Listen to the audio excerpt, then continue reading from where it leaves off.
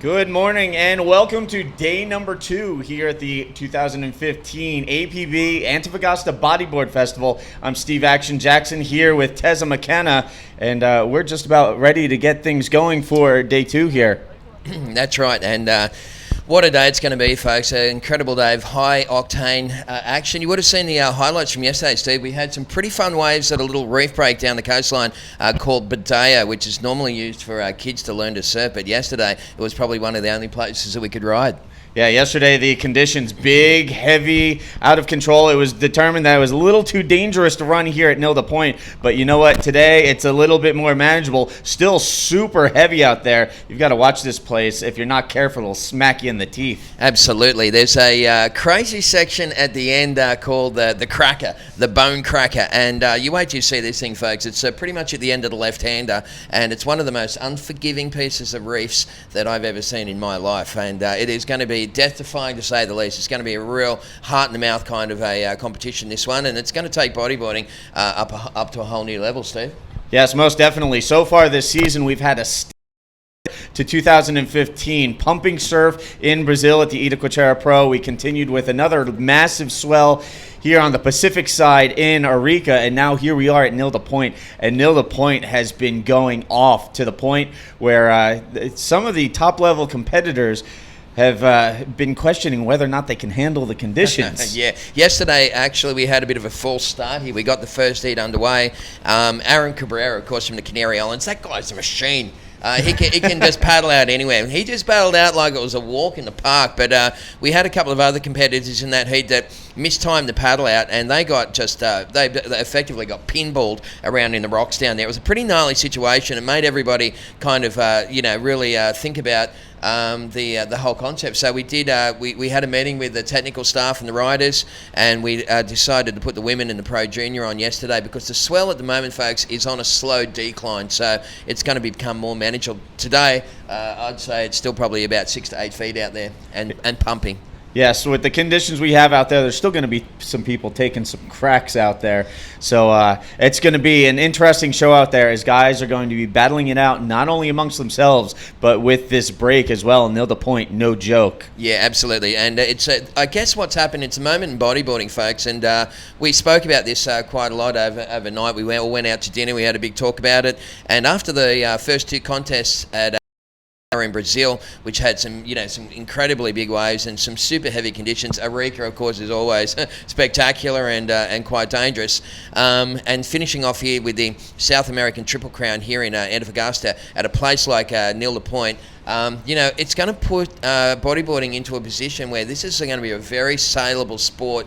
It's a moment for the sport to step forward, to step away from doing little spins and rolls and from a kid's sport into something that's totally extreme. And I mean, I'm talking about the same sort of level as like maybe FMX or something, where guys are doing big backflips on motorcycles. Now, if you make a mistake at that level, you're going to pay heavily. And Steve, that's what the situation will be today.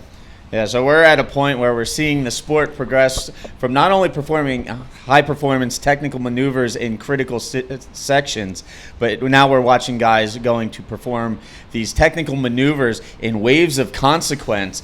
So the bar is being raised so far in 2015 with these first 3 events here in South America. Yeah, that's right. It's going to not only test the skill of the athlete, but it's also going to test the bravado. People here are really going to have to dig deep and take their own personal surfing to a whole new level. So it's going to be pretty incredible. But Steve, I've been here in Antofagasta for a week, mate, and I've had a fantastic time checking out the city. Effectively, the town is a mineral town. This is a piece of amethyst that I'm going to take home to my beautiful girlfriend Megan, who's probably watching. But the town is just full of minerals. It's BHP, Billiton, in fact, have thrown their weight behind the competition. The major sponsors here, one of the biggest companies in the world, and the town of Antofagasta is just growing rapidly. There's a population is just expanding at an incredible rate.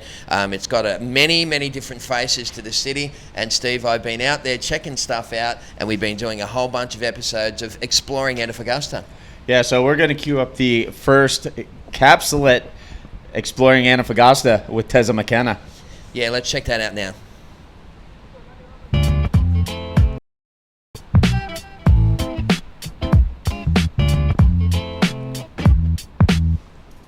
Yeah, welcome back to Exploring Antofagasta, and well, today we're standing right in front of Badea, which is the little reef break here in town, and it's where all the kids come to learn to surf. The Badea Bodyboard Club started up, and it really is the heart and soul of the Antofagasta Bodyboarding Festival. It's one of the main reasons that the guys put the contest on, is because they have a huge sort of social project. It's the underlying reason why the guys put the contest on, is to help the local kids. They get them off the street, they bring them into the surf, and they show them the right way in life. It's a very cool social project, and it also shop up in the hills, which is pretty cool. So come with me and check it out.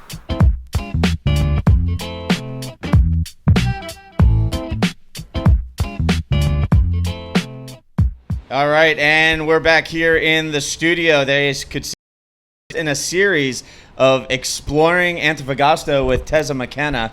Meanwhile, Teza, we have a riders meeting going on. You have to excuse me if I look to the side every once in a while. We've got open windows. I can see the competitors gathered speaking with the event staff, and I'm sure right now the event staff talking to the riders about needing to step it up to take on this wave, because it's going to take a whole new level of heart to take on this wave and get through competition. Yeah, that's right. So we've got Alex Leon has rocked in overnight. He's having a bit of a chat to the boys. Alex, of course, is no stranger to riding big waves. In fact, we saw some crazy action when he was over at El Boy at Arica recently, taking on some sort of 15, 18 footers. So Alex is a renowned big wave rider, and he's a great captain of the whole show. He's over there talking to the boys about taking it up a notch, which is pretty cool. So while he's giving a chat to them, we're actually going to be getting the riders ready to go out in the water for the first heat. We're looking at men's round one. We're going to see Adam Cabrera, Francisco Alvarado, and Sebastian Kreft. And there you can see a live shot out in the water. It might not look that heavy, but don't be mistaken. That's got a lot of punch out there. You know, there you can see the lifeguards out on the ski already. They're in place, ready to go. We've got safety protocols in position here at this event. Yeah, that's right. Well, there's a good shot of the podium, and you can see Alex Leon, Chico Garitano, our head judge, and all the riders there just having a bit of a chat about the moment that is, could be a defining moment, really, here in the sport of professional bodyboarding, folks. So it's going to be, I'd love to be a fly on the wall and have a listen to that conversation, because Alex was saying to me he wanted to really kind of rev the boys up and say to them, like, if you want to be treated as a professional, you want to be paid like a professional, then we're going to have to take this whole thing up to the next level. And I tell you what, there's no better spot to do that than Neil the Point, that's for sure. Yeah, if there's one place where you're really going to have to step up to the plate and get the job done, and basically just go for it with a little bit of reckless abandon, this place is definitely going to test the fortitude of all the riders involved. Yeah, you betcha. We saw that first capsula, the first episode of Exploring Antofagasta. I think there's about 9 episodes in total, Steve, that I got around the city, and they've been really well put together. I've been super impressed with the production level of Patricio and the guys who put all that stuff together. The webcast crew have been doing a fantastic job right through here, right through Chile. It's the same guys we're using here in Antofagasta as they used in Arica, by the way. And mate, just in general, exploring Antofagasta took me to places that I thought I probably normally wouldn't ever get to. I got out up into the hills. I got to meet some of the crew who lived in the lower end of the socio-economic spectrum. We went and checked out surf shops. We did television interviews. We went to little surf schools around the place. So throughout the webcast, we're going to be cutting to those Exploring Antofagasta episodes, usually in between the heats. And it'll give you a bit of an insight into this beautiful city. But it does remind me, Steve, a lot of home. I'm come from Newcastle, and of course Newcastle we had BHP Billiton. It was one of the big first industrial cities in Australia. And during the Second World War, it's where all the major steel was constructed to create, all the weaponry and stuff for the wards and stuff. So Newcastle was the steel city, and this here is the mineral city. There's a lot of similarities between it, and it's been interesting going around talking to politicians about that synergy. Yeah, so if you've ever been to a mining town or lived in the general vicinity of a mining town, that pretty much defines Antofagasta. This is a mining territory around here. And Tez's been sussing it all out in the run-up to this event.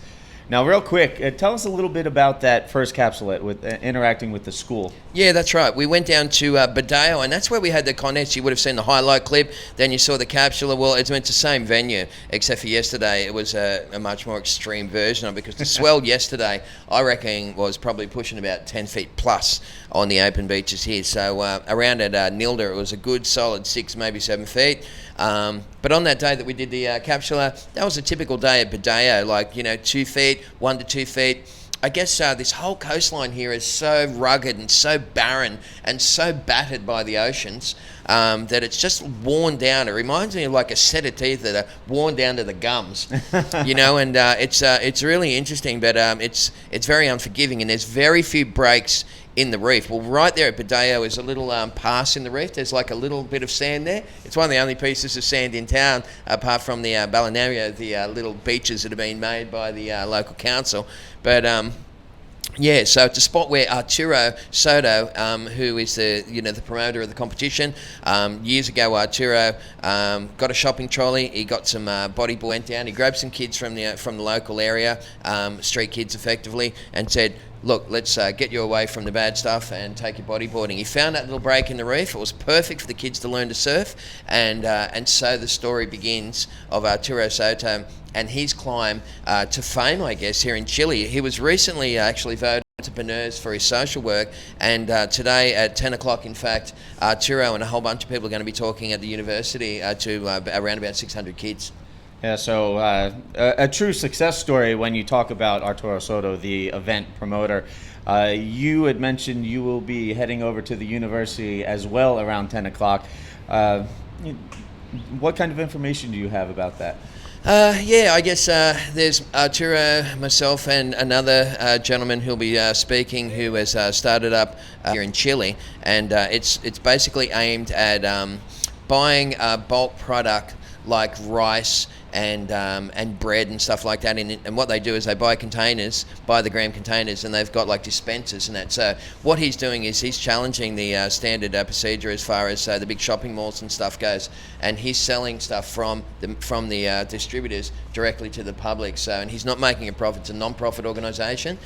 He'll be talking. Arturo will talk, of course, about his social work here in the city, looking after the kids, and how bodyboarding and just being in the ocean can, really kind of cleanse the soul and give you a direction in life. I guess, Steve, as we know as surfers and bodyboarders, and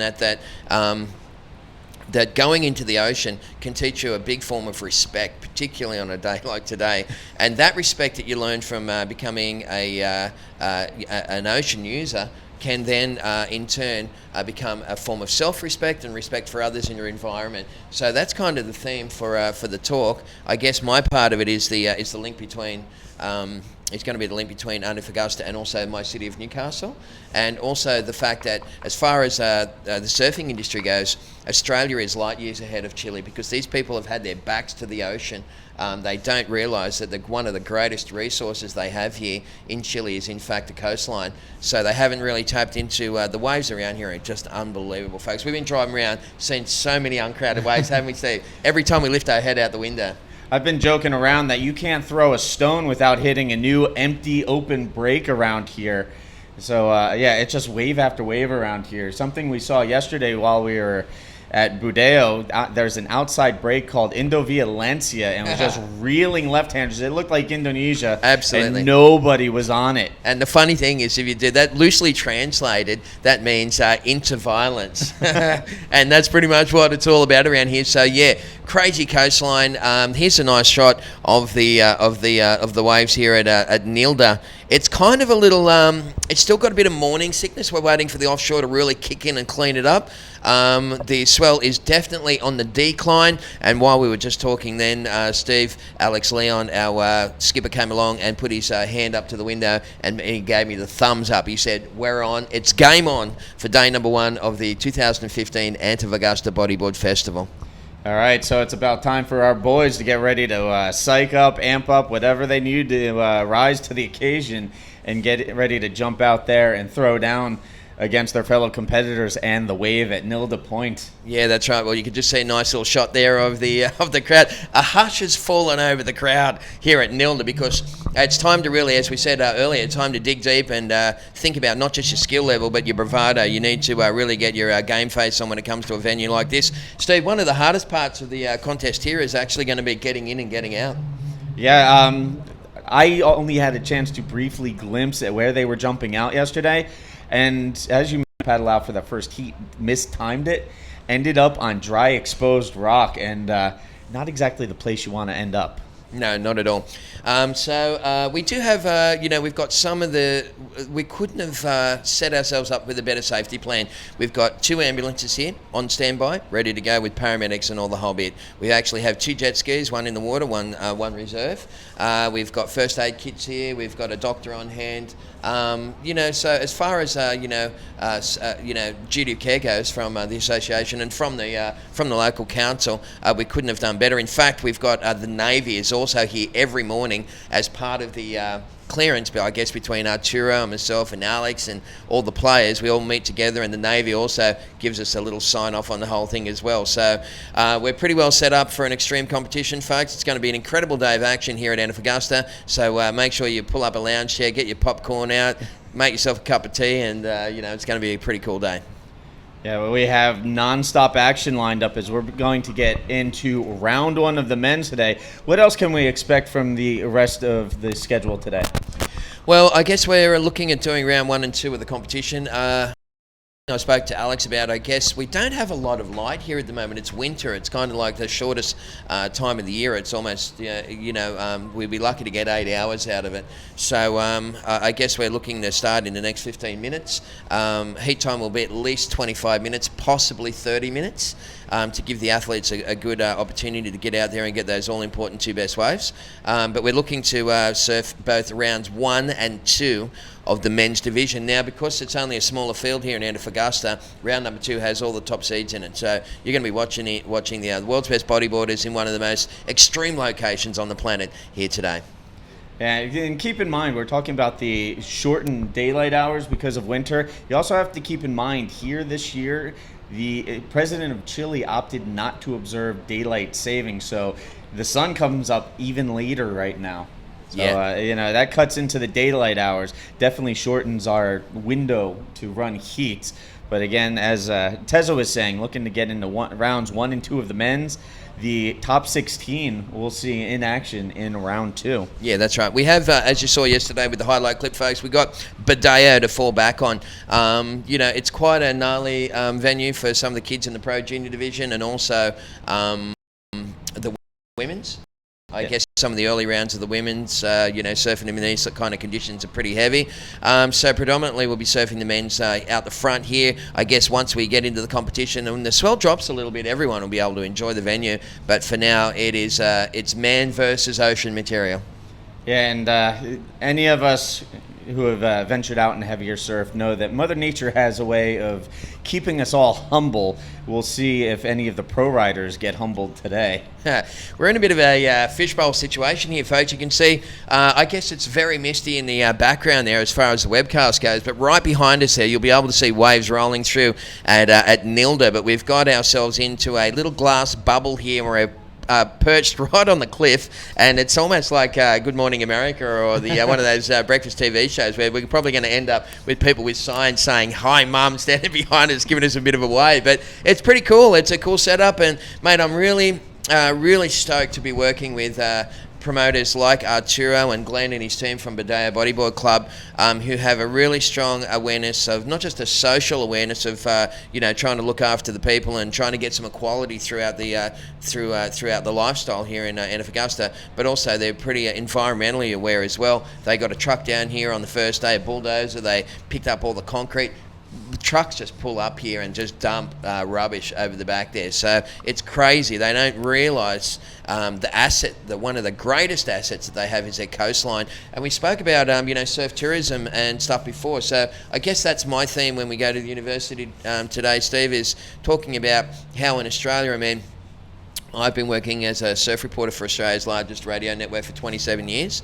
There's surf shop work, there's the retail side of the surf industry, there's the coaching side of it. There's so many facets, and then you've got $1 billion surf tourism industry. So these are all things that Chile, effectively, the Chileans aren't aware of. They just go surfing out the front there. They're not thinking too much about it. But the next generation of Chileans, business people, surfers, bodyboarders, these are all the things that will be in the future, and they can look at places like Australia and America and sort of model from that.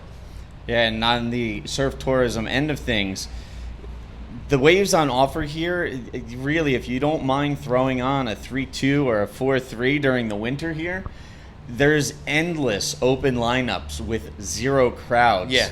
And as I said, you can't walk down the beachfront and throw a stone without hitting an empty break out here. So, definitely worth booking an airplane ticket and checking out, if you want to explore some empty reef breaks. Yeah, it's going to be pretty classic. It'd be nice to get a couple of shots with the webcast, guys. We might just see if we can get some cameras out there and have a look at some of the waves and look around the structure here and give people a bit of a walk around the competition scene.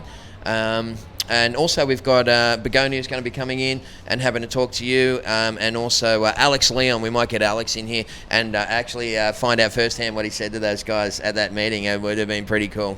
Meanwhile, right now we're going to throw into capsule number 2, Teza McKenna exploring Antofagasta. Here we go.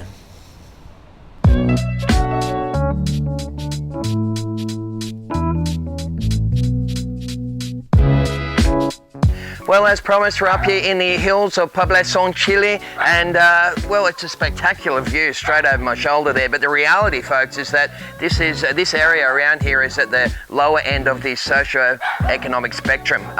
This is where the surf shop is. We connected with the Badeo Surf Club. They've got a surf shop interest here, and come with me and we'll check it out. Carlos, how are you, man? Good to see you. Capata. ¿Cómo estás? Yeah, the surf shop. Let's check it out. Adelante conmigo. Perfecto. You lead the way.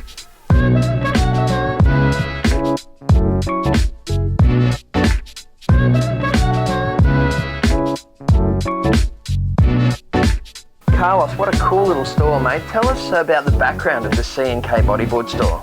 Terry, mira, nuestra tienda nació básicamente por un sentido social. Sí. Nosotros apoyamos a 9 competidores a nivel nacional. Estamos auspiciando el Mundial de Antofagasta Bodyboard Festival. Yeah. Y también auspiciamos campeonatos locales. También apoyamos una escuela directamente. Y también tenemos muchos beneficios para nuestros clientes. That is a very cool concept, and that's something, what a noble project like that should be rolled out right around the world, folks. So whilst you're here in Antofagasta, make sure you come on down and see Carlos and again at the C&K Bodyboard store, and do yourself a favour and check it out.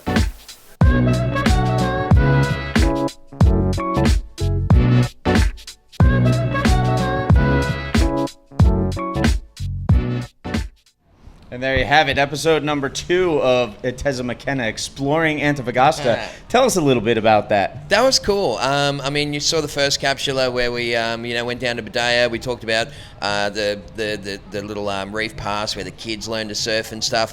I guess Club Badea then took us up into the hills of Antofagasta, and we went and met Carlo and his lovely wife and kids. And so the Badeo Surf Club has helped those people to get that bodyboard store up and running, and they're also sponsoring some riders and sponsoring some kids to go to some national competitions. They're putting some money into the contest. It's a great model, and these kids, the model that they use here, this social model where the sport is linking to the people, is something that can be really rolled out on an international level. But if you're coming to Antofagasta, or you're just watching the webcast and you're up the street here and you're in town, please call in and see Carlo and the gang at the C&K Bodyboard store. It's just such a cool little experience, because we're used to walking into those big surf shops in the malls and stuff, but when you go into the hills of Antofagasta and you go into a little humble house with a tiny little room there, and there's all kids hanging around with stars in their eyes and dreaming big, it's a pretty cool moment.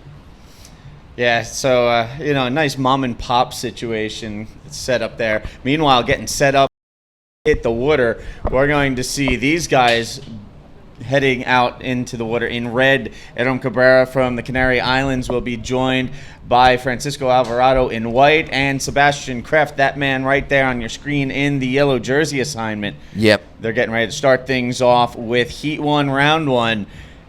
Men's pro action about to hit the water. Yeah, they've got the game faces on, and today they mean business. And well, Alex had to talk to them all there on the podium a moment ago. I'm going to jump out and go and do some technical stuff, make sure that we are all up to speed. Steve, hey, it's been great talking to you here this morning, mate. Well, webcast riders for in the way now, and we'll on coming. Much stoked to have you here in the booth with me. Rock outcropping making their way out as we get ready to start Heat 1, Round 1. I can see Sebastian Kreft making his way out through the swirling currents and rock outcroppings, ducking under some incoming surf. And meanwhile, incoming here in the booth, we have APB Tour Director and CEO, Alex Leon. Good morning. How are you, Steve? Not too bad. Welcome to Antofagasta 2015. Yeah, thank you. Yeah, it's pretty hairy out there, but it's some good swell coming through, and some huge ramps as well. Huge ramps. Tell us a little bit about the rider meeting you had just a little bit ago.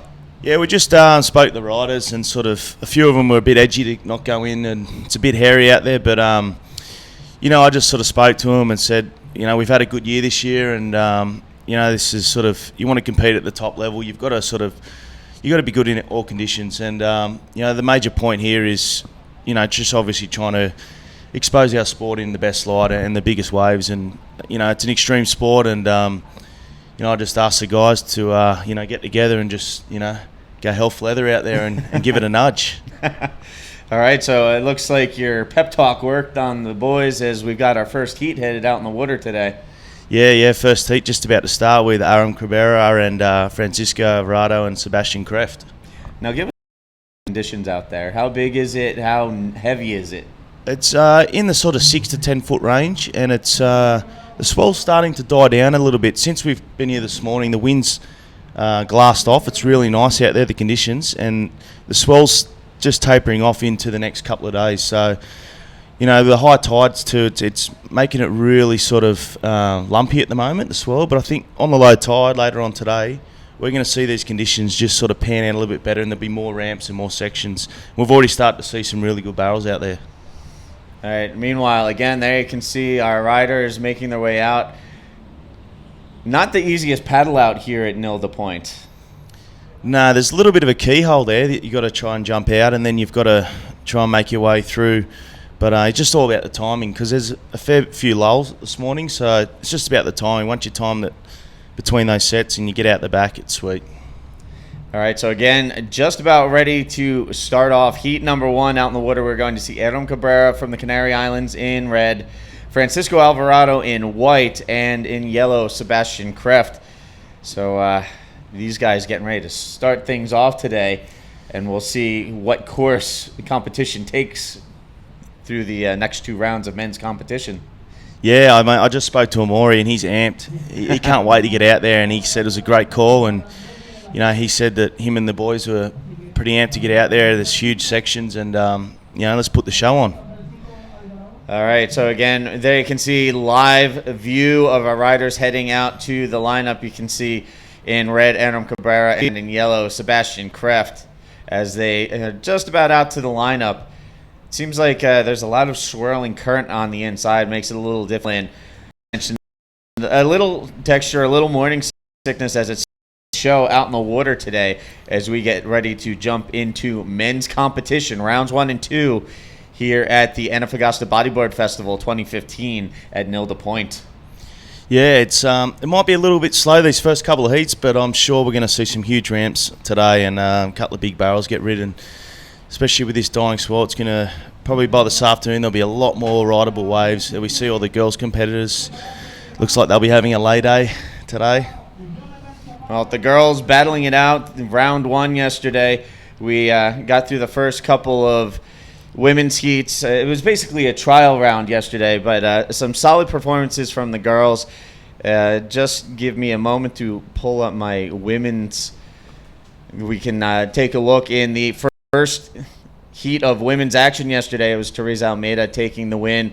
And then coming over from Japan, Yokoti Natsuki finishing second and advancing out. Now, an interesting story with Yokoti. She is actually largely deaf, so communication was a concern yesterday. But we were able to maintain communication with her, and she was actually able to advance out, finishing in second position. Yeah, she's it's not the first time she's competed on the World Tour stage, and she finds it hard to hear, obviously, with the speaker and everything. But she's got so much talent, and she's made quarterfinals before, Yokati, and she's just comes from that Japanese charge of women that just are dominating the circuit at the moment, aren't they? Yeah, she came out looking really intense. Actually nailed down one of the better waves of the heat. She hit a big roll, the spin combination out in the water, which was what helped give her the advantage and advance on out of that heat. And then in the second heat of the women's trial yesterday, round one, we saw Kirtis Montenegro, the young Brazilian, come out on top. And then Marta Leitão, who's coming off of a win at the Boogie Chicks Pro in Portugal, finishing second and advancing out as well.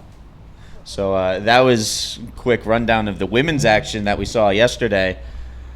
Meanwhile, there you can see more people gathering in the stands, all bundled up, as it is a little cool here. Winter in the southern hemisphere, northern Chile, a bit brisk, especially in the morning with the winds. Yeah, it is quite cold. It's a lot colder than Arica last week. It's as we get further down the coast, it's a bit colder. So as you can see, you can just tell by the way people are dressed and the look of the ocean. It's winter. It's got that little winter chill to it, and the horn has just sounded. We are underway with heat number one, so it's game on from here on out. It's game on. It's let's see what happens. Just keep the boys away from that sharp rock down the end of the wave. Yeah, as we were mentioning early, that rock outcropping down at the end of the left, known as the Bone Breaker. Yeah, we do not want to get tangled up down there. Yeah, it's definitely a heavy end section. But I mean, the more the guts of the wave is further up the reef. As are sitting, it's the best part of the barrel is this left where they're sitting right now, and it's creating a massive ramp too from that outside rock crop, meeting up with it. So hopefully we see some bigger reverses and some big backflips on these sections. But we'll see. There's not too much current. There's a lot of that foam on top of the wave though, on top of the ocean there, just from those sets before. Yeah, very churned up earlier. Some foam there. As Alex and I both alluded to, conditions still cleaning up here, but definitely some size out in the water. Lots of power, no shortage of power whatsoever out there. So, again, just underway with the first heat. Meanwhile, just to give you a quick look ahead, coming up in heat number two, we're going to see Hermano Castro, Miguel Adão, Jonathan Chaparro, and Juan Flores. So that's something to keep an eye on coming up on deck. But right now we are just underway with Aram Cabrera, Francisco Alvarado, and Sebastian Kraft just waiting for the first wave to be ridden out there. Now, you mentioned it might be a little slow going in the first couple of heats, but as it cleans up out there, what can we expect to see from the riders? You were mentioning possibly some big air bowls and whatnot. Yeah, definitely, as the tide's dropping and the swell's dropping, so we're going to see it a lot more cleaner on that outside reef, and probably a bit more hollower too. And it's still a bit. Basically, there's a pretty big swell that came through yesterday, so it's really messed up and junky at the moment. But once this swell cleans up, especially tomorrow and the next day, really good conditions here at Nilda Point. Now, while we wait for waves to be ridden here in Heat 1, just taking a quick look ahead at what we saw yesterday. We've already got first couple of rounds of the Pro Junior out of the way yesterday as they battled it out down at Budeo. And some of the standouts yesterday making it through, we saw some of the local guys from here in Chile battling it out with what seemed to be a very strong Brazilian contingent. We saw Ronaldo Carvalho, who's a student of Neymar Carvalho's bodyboard school. We also saw Mateus Bastos, who was in the final in the first Pro Junior event, winning through his heats. Socrates Santana also in attendance, also looking strong. And then, of course, lest we forget, Tanner McDaniel, the young Hawaiian, advancing through his heats, had an absolutely massive invert in one of his heats yesterday and was just really pushing it out there. Yeah, I missed yesterday, Steve. I arrived last night, so it's unfortunate I didn't get to see the Pro Juniors and the women's in the action yesterday, but I'll be here till the end of the week, and we'll see. Hopefully I get to see us crown a champion in all three divisions. Yeah, so real quick, the last 8 remaining riders in the Pro Junior, we have Mateus Bastos, Ronaldo Carvalho, Jamie Avedano, and Pedro Lopez, so a pair of Brazilians and a pair of Chileans. And then also we have Socrates Santana, Joshua Toledo, Javier Castro, and Rodrigo Nera. So, big set there. Just saw Ram Cabrera just duck diving under that big set. Solid out there. You'll be able to see the size. It's in comparison with the bodyboarder. It's looking in this sort of 6 to 8 foot range. Aram there just paddling over another one. He's sitting in a good position at the moment. Let's see. He's let these ones go. It might be something out there.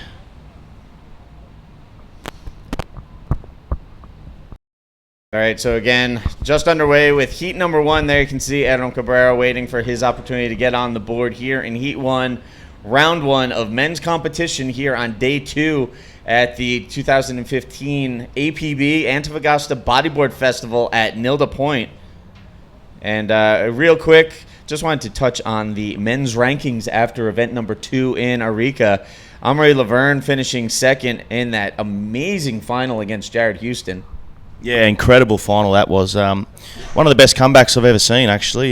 Jared Houston taking on Amaury in that final. You know, he's up against the ropes, and it was incredible.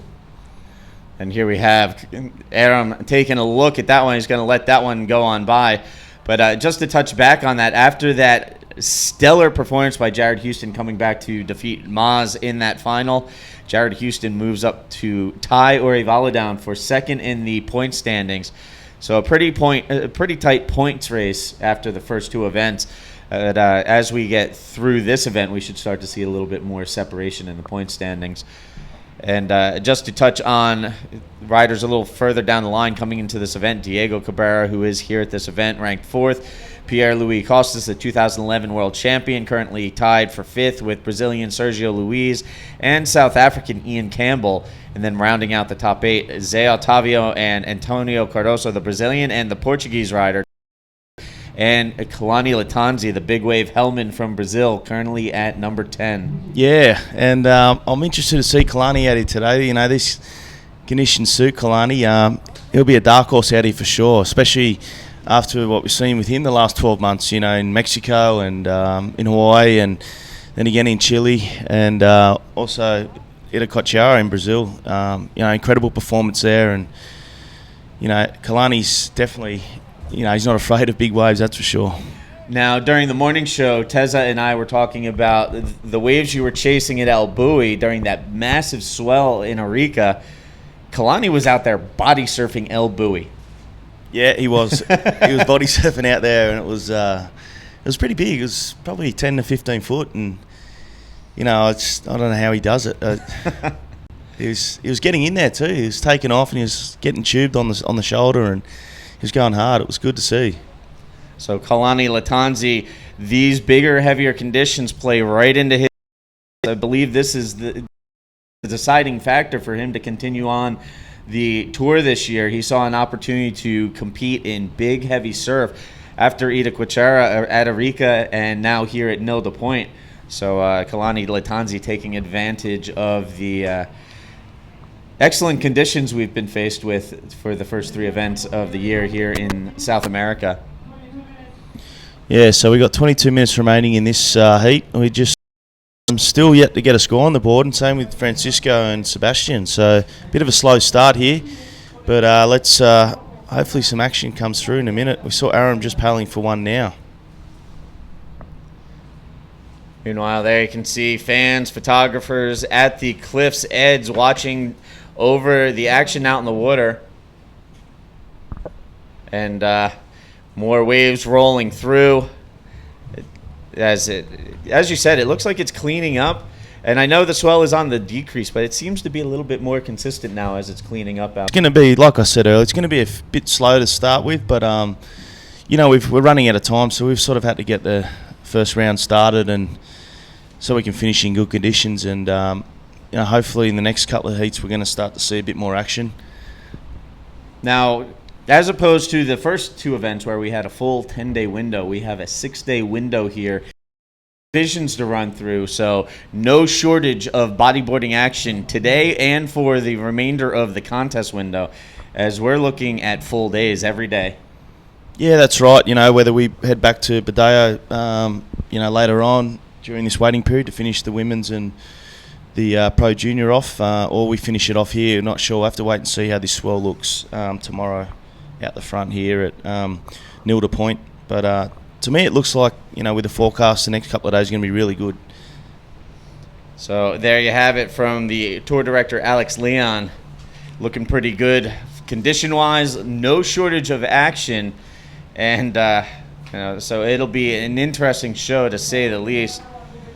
And Tessa McKenna passing a message on to Alex. I believe Alex is going to be ducking out of the booth shortly, and we'll be bringing in Begonia Martinez. So we have a nice little platoon of people coming in and out of the commentary booth. I'm sure we'll be getting some guest commentators as well, pulling in some of the riders to get their perspective and viewpoint on the conditions out in the water. Meanwhile, there you can see on screen the conditions out in this heat as waves continue to roll through. Kreft and Cabrera, Alvarado as well, remaining selective out there. So waiting for scores to fall into place for these guys as they wait for the next waves to roll through and be ridden. Yeah, there we see the next heat. Hermana Castro sitting there in the red, about to go out from Brazil. That's a little keyhole where the guys are jumping out this morning. And like I said, they've got to sort of time it for the lulls. Yeah, that keyhole, as we mentioned briefly before, if you time it right, you can get out fairly easy. Now, I don't want to gloss it over too much, but if you mistime it, as the water is draining out, you can actually get stuck on a rock ledge right in the middle of that keyhole. So it's kind of, you have to time it right and jump in at the right time. And Cabrera taking a peek at that one. Yeah, a bit wobbly there for the boys. It's just didn't hit the reef, so haven't really seen a good set yet since this heat started. It's just not really been in the right position. So yeah, so again, we see plenty of swell lines rolling in, but it has a little bit of that wobble in it. It's a little wonky out there still. Yeah, definitely. Yep. So, again, right now underway, Heat 1, Round 1, men's competition underway here on Day 2. We saw Hermano Castro, Miguel Adown, Jonathan Chaparro, and Juan Flores getting ready to hit the water for Heat 2. They'll be coming up next. And can you give us a breakdown of the time frame for how long the heats are and what we're looking at for the men's division today? Yeah, so we're doing half-an-hour heats for this first round, and possibly I think we'll be doing half-an-hour heats for round 2 as well. As you can tell, we need that time. The guys need the time because there isn't that many makeable waves at the moment. So normally it's 25 minutes. We gave them an extra 5 minutes per heat. And, once we get in the back end of this into this format with the, once we've got the sort of remaining 16 left, we'll go to man-on-man heats and we'll probably drop it back to 25. But today I'm hoping we get round 1 and round 2 out of the way, and we can set up for a good show tomorrow. We'd come back with a non-elimination round and also work into the round 4 tomorrow, which should be spectacular once the conditions drop a little bit. All right, so looking to run through the men's field today and tomorrow. A couple of solid days of competition on deck. And is there any projection as to when we'll be returning to pro junior and women's competition? Yeah, possibly on Friday. We're going to try tomorrow. We're going to try and competition's going to be really good here. So out here too tomorrow once it's a little bit smaller and see how they go. You know, it's the scale's been raised, especially this year with the women in Arica, and you know they're taking the challenge on now, and it's good to see. It's obviously raised the bar for women's bodyboarding around the world, and we thought this wave definitely should be able to be very compatible for the women out here. Yeah, we saw some interesting performances in Arica, not only the women taking on the heavier surf conditions, but also really raising the bar of their riding out in the water in those conditions. For those of you who missed the women's finale, you definitely need to go to APB Tour on YouTube and check out the women's division highlights. Alexandra Rinder from the Canary Islands winning the event, dialing up a couple of nines in that heat, including a 9.90 backflip in the closing minutes to seal the win against three-time women's world champion Isabella Souza. So we saw the ladies really step up at Flopos at the Arica Chilean Challenge, not only taking on heavier waves, but dropping some really big heavyweight scores. Yeah, that was an incredible finals. Along with the men's, it was, her versus Isabella was just amazing. Isabella had her on the ropes at the start. She done a nice flip, and then to come back with a 9.9 was it was triumphant for her and for women's bodyboarding. It's the skill level's just gone through the roof the last couple of years. It's amazing. Now, as tour director, what does it mean to you to be able to men's and the women's, and you know what, for that fact, the pro junior as well, just stepping. See that wobble in the face still a little. So you see the girls.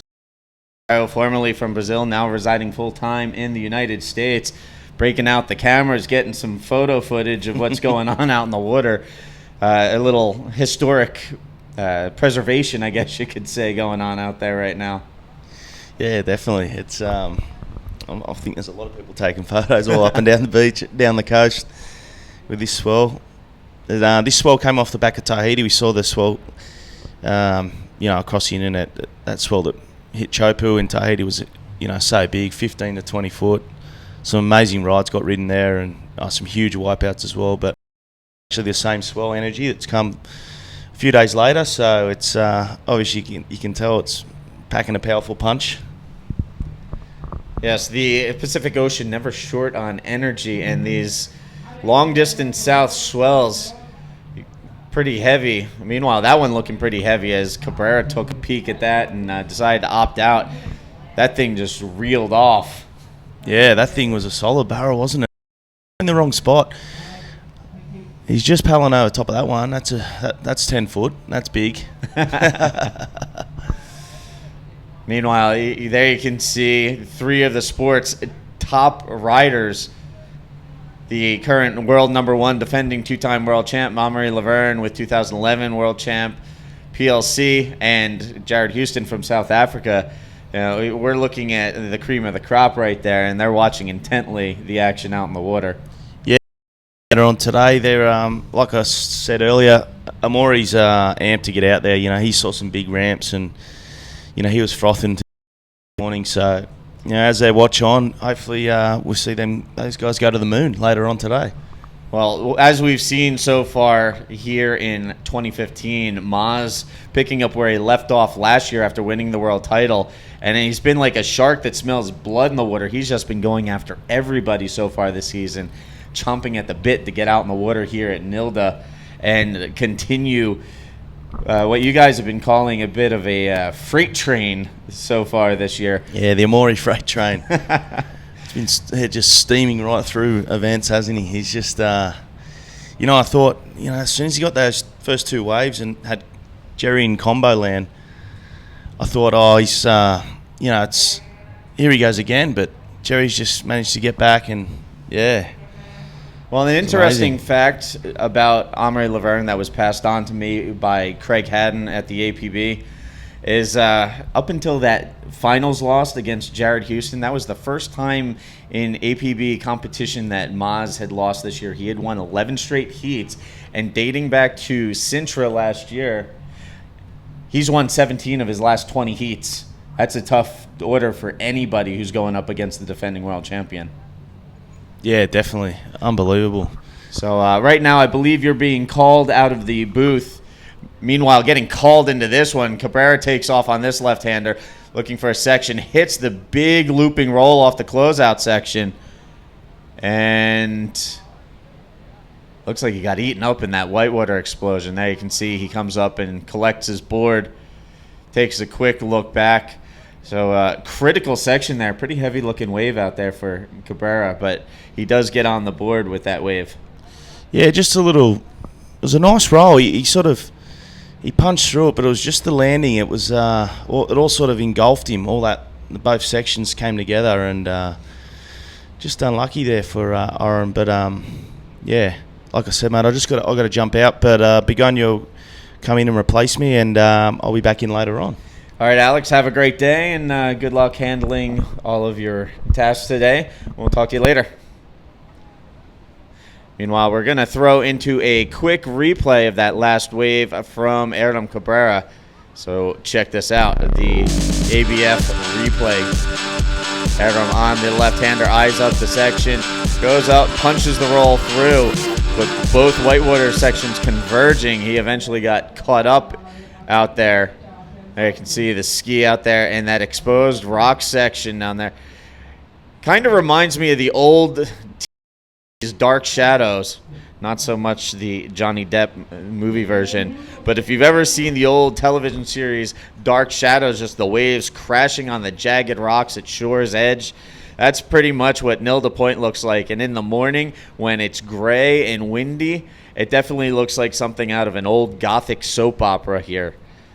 Meanwhile, joining me here in the booth, we'll just make sure to get her all mic'd up and turned on, ready to rock and roll for the morning. Bigo Martinez joining me here in the booth. Welcome. Good morning, Steve. Good morning, everyone. Saludos, buenos días a todos los que están sintonizando. Estamos viendo condiciones bastante extremas en el agua. Really extreme right now at this point in the water, huh? Yeah, really heavy conditions out there, still shaking off a little morning sickness. There's a bit of a wobble out there, making the waves a little wonky and hard to deal with for the riders out in the water. But as we saw in that last wave, Erdem Cabrera really going for it, hitting that big roll off of the closeout section. Things definitely getting a little critical on that opening wave for Erdem. Yeah, it's definitely not just taking a wave, but the just to get back to the lineup, that's a little bit difficult. But everyone is capable here. We have riders with amazing capacities, skills, and we will see them surfing for sure. Then we see Erdem Cabrera just making it. Now, have you ridden this place before? No, I haven't actually. The last time I came was a national.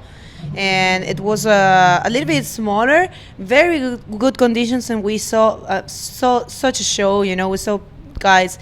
I'll tell you, people back in your house, this wave can offer you beautiful barrels and the beautiful ramps when you come out of a barrel to hit it. So, yeah, I'm sure. Maybe today is really big, but this is what bodyboarding is about, right? Yes. So. On smaller days, some beautiful barrels. Hopefully some beautiful barrels later today as it cleans up a little bit more. But also some big beatings as well. So take your pick. Beautiful barrel or a big beating. Either way, you're going to see both here at this event. As we've got the men's out in the water getting ready to throw down. And we may very well see the women out here later this week, as Alex Leon was discussing. We'll make that determination as we get deeper into the field and see this Pacific South swell taper off a little bit. Y ahí vemos un poco lo que son los scores de este momento. Ha sido un hit un poco lento, ya que realmente las condiciones son bien grandes y el problema no es tanto la ola, sino mantenerse en el lugar donde se debe tomar la ola. Airán Cabrera logró la primera ola del hit y marcó un 2.75. El único que está en el agua es Sebastián Kref, porque Francisco Alvarado no se presentó a retirar su lycra. Así que, bueno, de todas formas, los que están mirando en casa, ahí vemos el equipo de salvavidas listos para poder hacer un rescate en caso de ser necesario, pero Airán lo logró muy bien.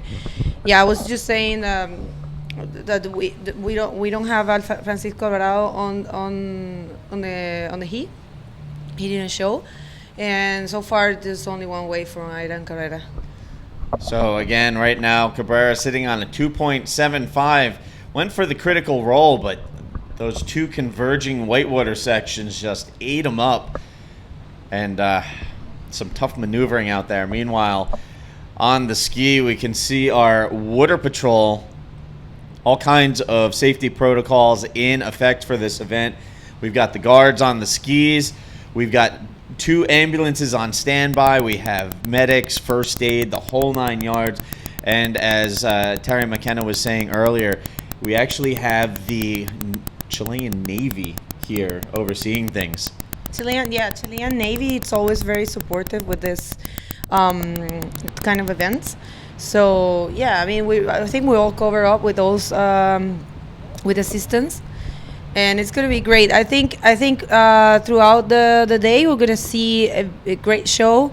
The wave is, I mean, it's great for bodyboarding, and I think we're all very happy to show the world what we are capable to do in our sport. That it's extreme sport. It's very different from other water sports, and this is what we're showing now to the world.